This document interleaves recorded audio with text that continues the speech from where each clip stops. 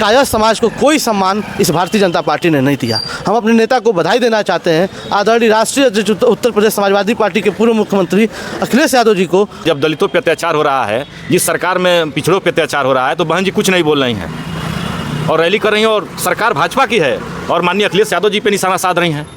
7 साल बहन जी कोई सम्मेलन नहीं की, कोई रैली नहीं की। अचानक इस समय रैली करती हैं, और रैली करती हैं तो सीधे किस पे हमला करती है? विपक्ष पे हमला करती हैं। इससे साफ सिद्ध होता है कि बहन जी उस डी को बुलाकर, नए जमाने का डी चल रहा है, धन के पीछे भाग के अपने समाज को बेचने का काम कर रही हैं। रवि किशन के बारे में आप क्या जानते हैं? हम तो जानते हैं कि नचनिया है।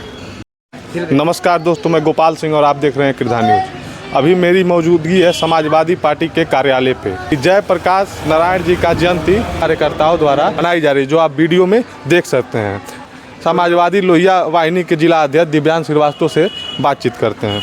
सबसे पहले आपके कृधा चैनल को हम बधाई और धन्यवाद देना चाहते हैं कि संपूर्ण क्रांति के प्रणेता, इस देश में लोकतंत्र रक्षक सेनानी, भारत रत्न और अघोषित आपातकाल जब लगा था इस देश में, तो उस समय की वर्तमान जो सरकार थी इंदिरा गांधी की, उसके खिलाफ बिगुल फूंकने वाले कायस्थ शिरोमणि लोकनायक जयप्रकाश नारायण की 123वीं जयंती समाजवादी पार्टी कार्यालय जनपद देवरिया के बास देवरिया कार्यालय पर मनाई जा रही है।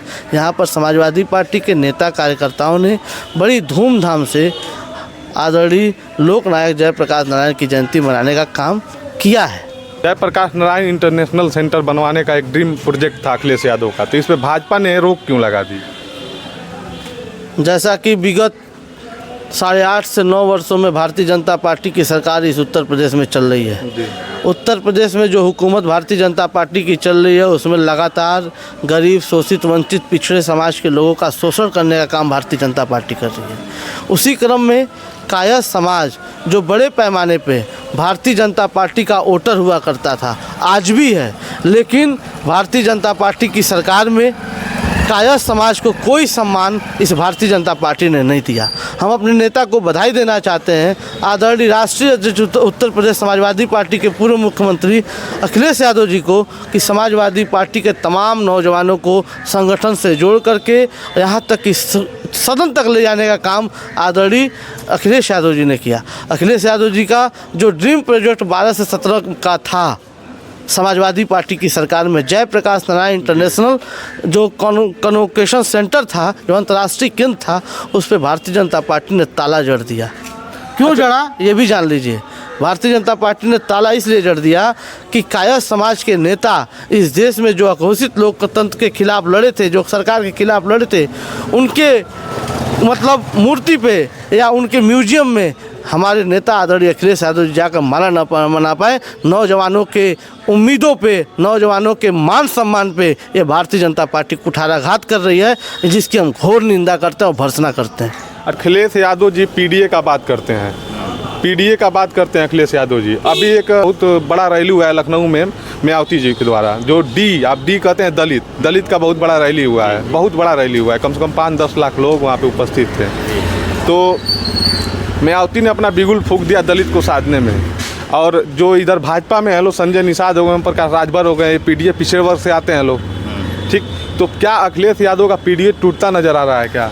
बिल्कुल नहीं। देखिए, भारतीय जनता पार्टी की जो 8 साल की सरकार है, इसमें पिछड़े दलितों, अल्पसंख्यकों पर लगातार अत्याचार हो रहा है जी। और कहीं ना कहीं पिछड़ी बिरादरियां जो हैं, हमने जब से पीडीए राष्ट्रीय अध्यक्ष ने दिया है, पीडीए का नारा दिया है, पिछड़ा वर्ग तो जुड़ी रहा है, दलित वर्ग आशा भरी निगाहों से माननीय राष्ट्रीय अखिलेश यादव जी की तरफ देख रहा है, और दलित वर्ग पूरी तरह से समाजवादी पार्टी के तरफ झुकाव में है। इसलिए बौखलाहट में बहन जी ये बयान दे रही हैं, और पूरे पिछड़े समाज के लोग और दलित समाज के लोग लामबंद हो रहे हैं समाजवादी पार्टी के पक्ष में। और कहीं ना कहीं ये जो इनका बयान आया है, आप खुद पूछ लीजिए, आप खुद जानिए कि जब दलितों पे अत्याचार हो रहा है, जिस सरकार में पिछड़ों पे अत्याचार हो रहा है, तो बहन जी कुछ नहीं बोल रही हैं और रैली कर रही हैं, और सरकार भाजपा की है और माननीय अखिलेश यादव जी पे निशाना साध रही हैं। इसका मतलब कि भाजपा से मिली हुई हैं, और भारतीय जनता पार्टी के साथ साथ बहुजन समाज पार्टी को भी माननीय अखिलेश यादव जी से कहीं ना कहीं दिक्कत है। नहीं तो वो तो बोल रही हैं कि मैं चुनाव 2027 में हर सीट पे मैं चुनाव मजबूती से लड़ूंगी, बहन जी बोल रही हैं। तो फिर भाजपा से कहाँ वो मिली हुई हैं? निश्चित तौर पे वो हमेशा से लड़ती आई हैं, लेकिन इस बार उनका जो भी प्रत्याशी तय होगा वो भारतीय जनता पार्टी कार्यालय से तय होगा। बहन जी निश्चित तौर पर दलितों की बहुत बड़ी नेता थी। जो पीडीए का डी है, डी को तोड़ने के लिए डी का बहुत बड़ी नेता थी, इसमें कोई दो राय नहीं है मायावती जी। लेकिन उस डी को भुलाकर जो नए जमाने का डी चल रहा है, डी के कहने का मतलब है धन, वो धन की अब नेता हो गई हैं। धन लेकर वो अल्पसंख्यकों को, दलितों को, सबको दरकिनार करके भाजपा के एजेंडे पर काम कर रही है वो कहीं। और दलित समाज, अल्पसंख्यक समाज सब बखूबी जान रहा है, क्योंकि अब दलित समाज में भी, अल्पसंख्यक समाज में, पिछड़े समाज में भी अब पढ़े लिखे नौजवान हैं। वो जान रहे हमारी हक हकों की लड़ाई कौन लड़ रहा है इस समय। 7 साल बहन जी कोई सम्मेलन नहीं की, कोई रैली नहीं की। अचानक इस समय रैली करती हैं, और रैली करती हैं तो सीधे किस पे हमला करती है? विपक्ष पे हमला करती हैं।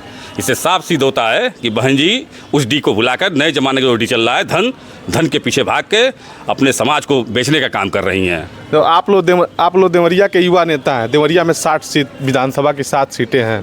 क्या लग रहा है कि इस बार अखिलेश यादव के झोली में कितने सीटें यहाँ से इस बार देवरिया क्लीन स्वीप करेंगे हम लोग, निश्चित क्लीन स्वीप करेंगे। आप देखिएगा हमारे नेता का विजन पूरी पत्थरदामा तो हमारी सीट रही है। कहीं हमसे गलतियां हुई, जो हमसे सीट भारतीय जनता पार्टी छीन लिया, लेकिन वो सीट को भी हम वापस लेंगे। अभी लोकसभा चुनाव में पत्थरदामा विधानसभा हम लोग जीते हैं, रामपुर कारखाना विधानसभा हम जीते हैं। देवरिया मामूली का अंतर था।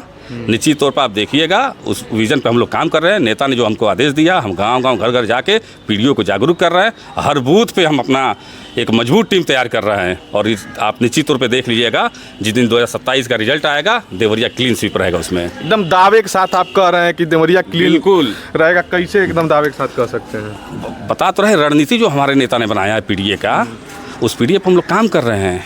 गांव-गांव जा रहे हैं, हर एक बूथ पे जा रहे हैं। हर एक बूथ पे हम जाकर लोगों को जोड़ रहे हैं, अपनी पार्टी की योजनाओं को बता रहे हैं, और पूरी जनता भी देख रही है।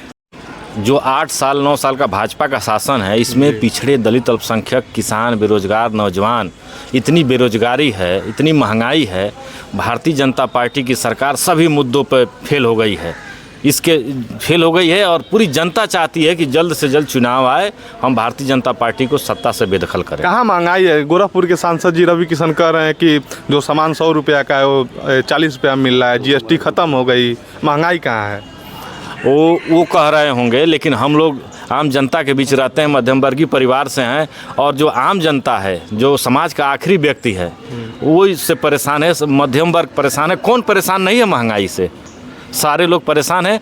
वो बोल रहे हैं, उनको उतना ही ज्ञान है तो बोलें। बोल कहाँ रहे? आप लोग मार्केट गए ही नहीं तो कहाँ बोलेंगे? वो तो मार्केट में जाके बोले, वो तो घूम मार्केट में दाम फिक्स किए हैं। रवि किशन बोले, आप सुने हैं ना? रवि किशन के बारे में आप क्या जानते हैं? हम तो जानते हैं कि नचनिया हैं।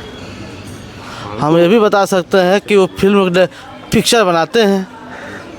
हम ये भी बता सकते हैं कि रवि किशन को यही जानकारी नहीं है कि धागे की कीमत क्या है और कपड़े की कीमत क्या है। जीएसटी धागे पे ज़्यादा है कि कपड़े पे ज़्यादा है? जीएसटी है क्या? भारतीय जनता पार्टी का गब्बर सिंह टैक्स है। ये भारतीय जनता पार्टी का जो है जनता के व्यापारियों के लिए आसान कर देने वाला टैक्स है। भारतीय जनता पार्टी ने जीएसटी के माध्यम से देश की कमज़ोर, पिछड़े जो लोग थे, जो मतलब कमज़ोर लोग थे, जो कमज़ोर व्यापारी थे, उनका कमर तोड़ दिया। वो आज व्यापार करने के लिए रोड पे भटक रहे हैं। बड़े बड़े व्यापारियों का संरक्षण भारतीय जनता पार्टी ने जीएसटी के माध्यम से किया।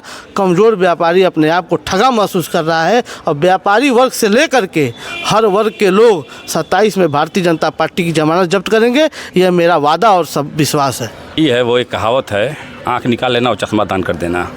जी, सारी चीज़ें ये बताइए, पहले उस समय जब लगाए थे, उस समय उसकी ये